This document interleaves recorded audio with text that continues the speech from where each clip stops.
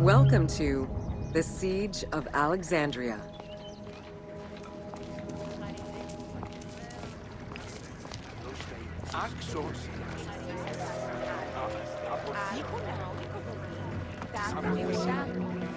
Among the collection of writings attributed to Julius Caesar are his descriptions of the Siege of Alexandria, the Gallic Wars, and the commentaries on the Civil War. These archives contain information on different campaigns, the Wars of Alexandria, Africa, and Spain. Each of them recounts Caesar's military activity from 58 BCE to 45 BCE. Though Caesar's documents remain a main source of information, it's important to note that the perspective is limited. It is necessary for other historical documents to be taken into consideration to provide a better understanding of events.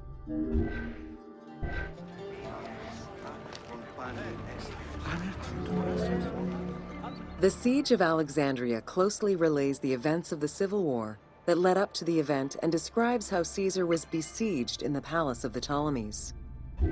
Other ancient authors have left equally valuable and sometimes contradictory information.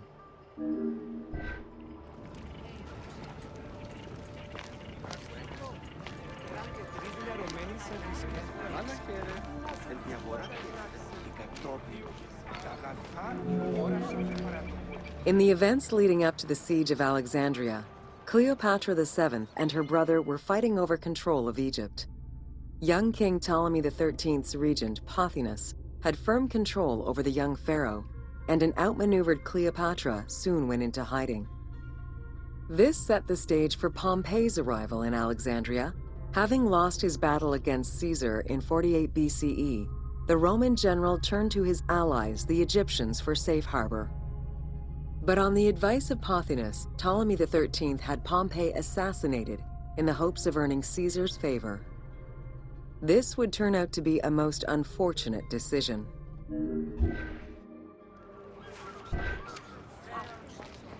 Άνθρωπε αγαθέ, άνθρωπε καλέ, ένθα δε ώρα.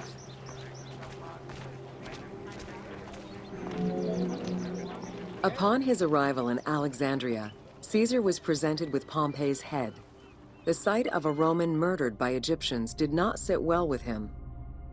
Caesar made his displeasure clear, ordering the return of Cleopatra, and for the siblings to resolve their differences and resume their co-rule of Egypt, as per the will of their father. Neither Pothinus nor Ptolemy XIII wished to accede to this demand. While doing his best to aggravate Caesar, Pothinus secretly plotted against the Roman ruler and sent word for Egyptian general Achilles to bring his 20,000 men to fight on his behalf.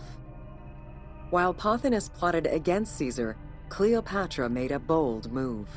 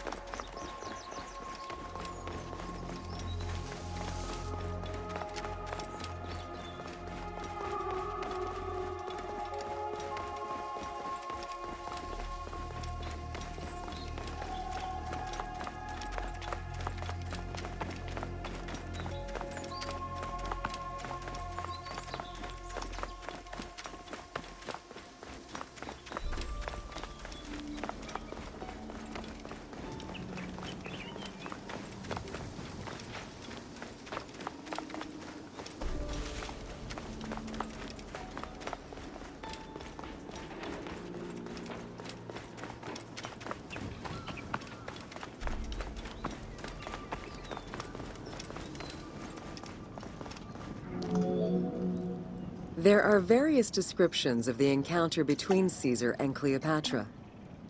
One report states that she snuck into the palace alone at night. Another account claims she was accompanied by an ally and was brought inside the palace wrapped in a carpet bag.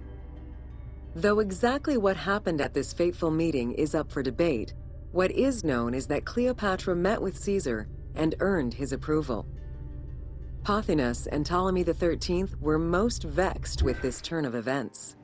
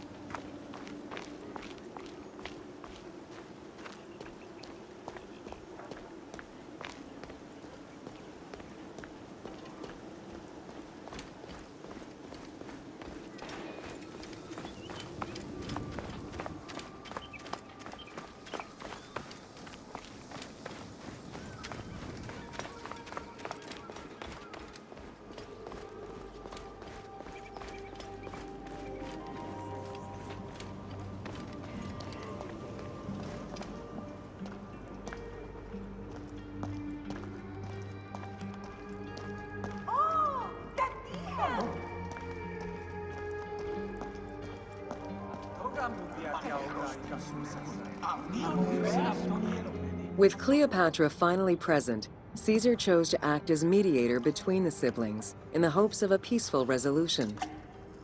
It did not take long for things to sour. During a banquet given to celebrate the reconciliation, there was an assassination attempt on Caesar. It was the Roman leader's own barber who thwarted the attack. Once it was revealed that the king's regent, Pothinus, had ordered the attack, Caesar had him executed. He then placed the young king under guard.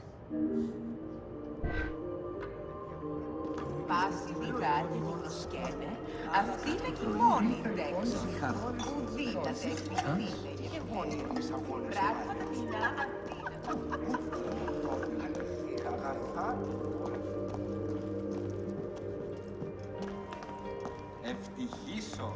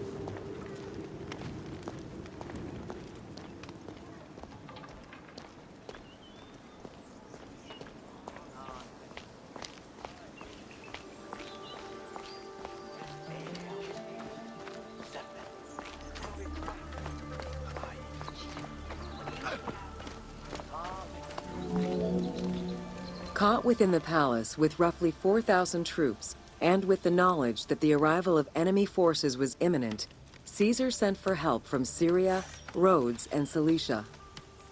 He ordered his men to dig a ditch around the palace and build a wall leading to the harbor. This would ensure Caesar's access to the sea. When Egyptian General Achillas arrived in the city with 20,000 men, the battle for Alexandria began.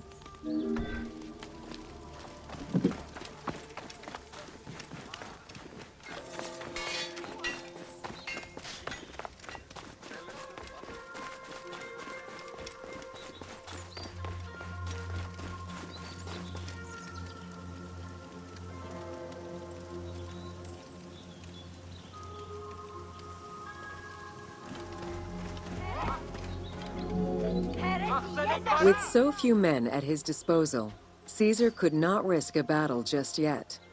He sent ambassadors to Achillas in the name of Ptolemy to propose a truce. Knowing that the orders did not come from the young king, and angered by the pharaoh's imprisonment, Achillas had the messengers assassinated.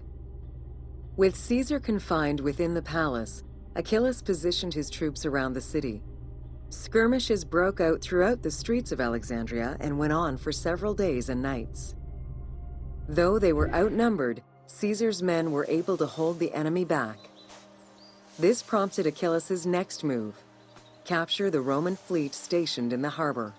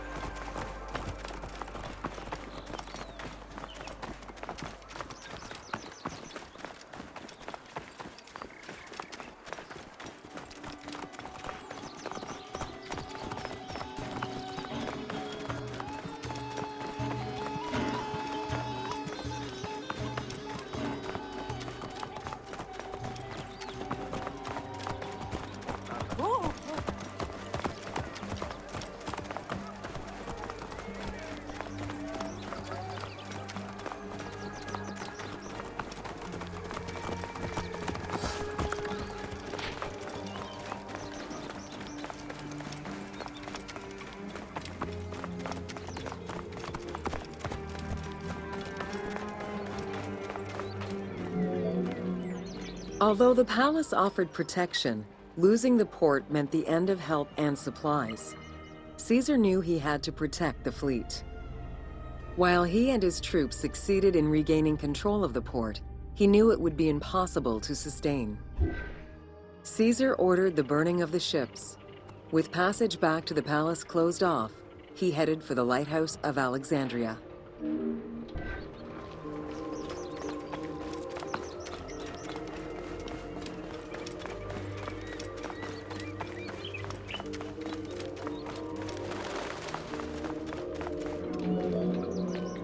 Fighting their way through the Egyptian troops, Caesar and his men eventually reached Pharos Island. There, they took refuge within the lighthouse. With easy access to the open sea, Caesar was able to send messages to his allies requesting reinforcements and more supplies. The island fort also allowed him to control access to the harbor by relying on the chains used by the Egyptians to control ship traffic to and from Alexandria's docks. The exact chronology of events during the war in Alexandria remain imprecise. Conflicting accounts raise questions as to when, and even if, the Great Library of Alexandria was burned down at all. One account states that during the fighting, docks and warehouses were burned, and this was the fire that spread to the library. In another account, when Achilles cut off the harbor, Caesar had to leave the safety of the palace to defend his ships. As the enemies battled across the port, their arsenals set ships ablaze, and this destruction spread to the library.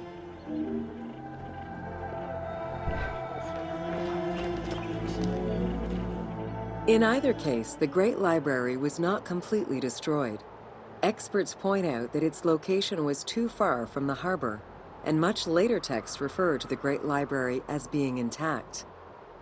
Warehouses near the harbor contained manuscript copies awaiting export, and it is more likely that these documents were destroyed than the Great Library itself.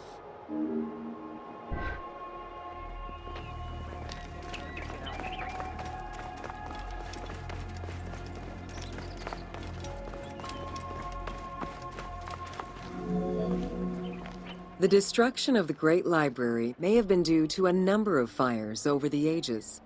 Its end was probably closer to the 4th century CE, when the Christian Emperor Theodosius I ordered the closure of all pagan temples. While some documents survived after being moved away, it remains unclear just what knowledge may have been lost.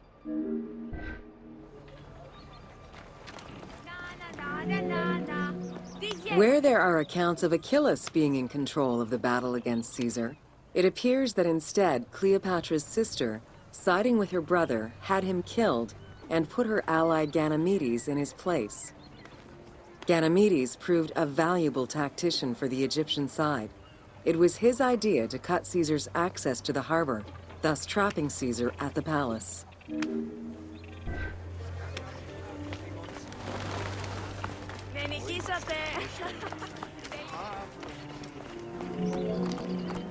During the time of Ptolemy I, canals had been dug throughout Alexandria to provide fresh water. Ganymedes had his men take control of these canals. After isolating their own water supply, he had his men pour salt water into the canals and cisterns that led to Caesar's camp.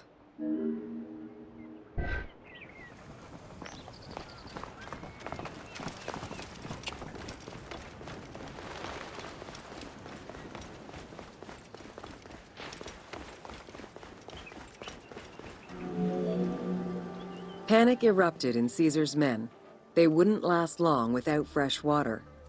Recognizing that the porous limestone could help them, Caesar and his men dug wells to restore their water supply.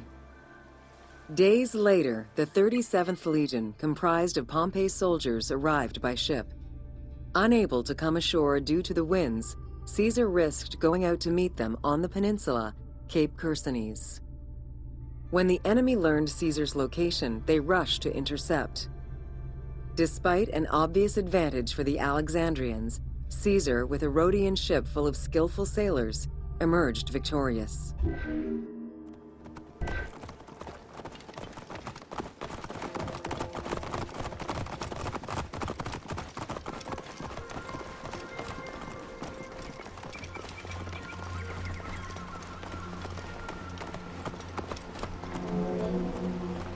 With help from the Allied ships, Caesar's victory enabled him to push the Egyptians back and secure the lighthouse.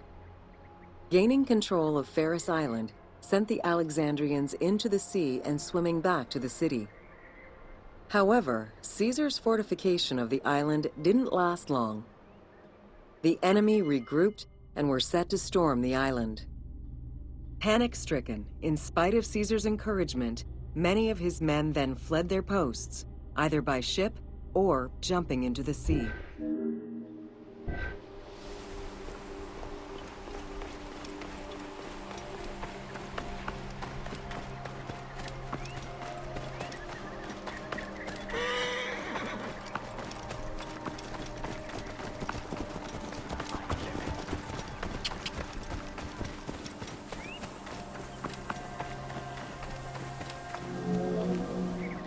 Caesar attempted to retreat, but Port Eunostos's harbor was overrun with enemy ships, preventing escape. Reportedly, Caesar gathered his papers and leapt overboard in an attempt to swim to an Allied ship farther out. Historian Cassius Dio claimed that Caesar would have drowned if he hadn't been able to remove his purple garment.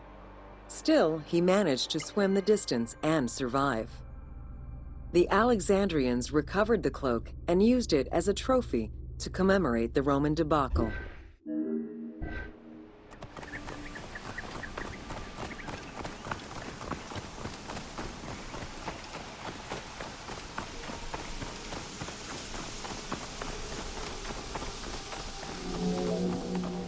Unhappy with Ganymedes and wanting their king restored, the Alexandrians approached Caesar with a compromise. Caesar agreed to release Ptolemy XIII after entreating him to spare the kingdom and remain loyal to Rome. Once freed, however, the king defied the agreement and continued the war.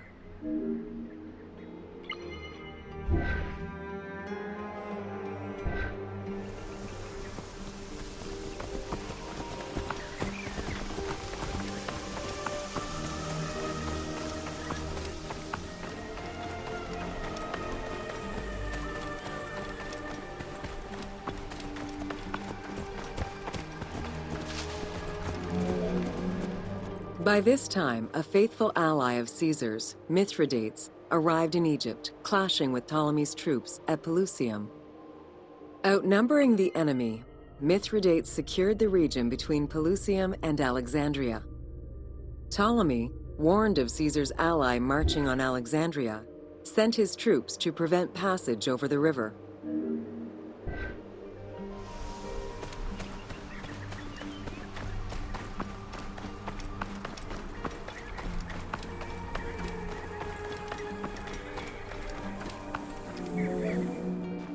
Mithridates warned Caesar in time, and the two groups confronted the armies of Ptolemy in the Delta. In the Battle of the Nile, the Romans gained the upper hand, sending the Egyptians fleeing. In the tumult and panic, King Ptolemy XIII drowned in the Nile.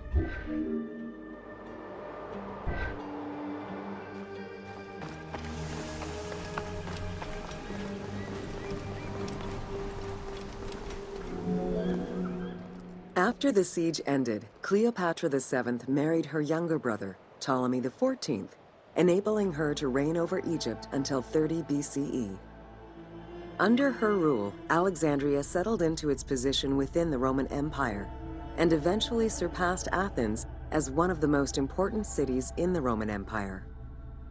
Julius Caesar remained in Egypt for a short time. He and Cleopatra would later have a son named Caesarion.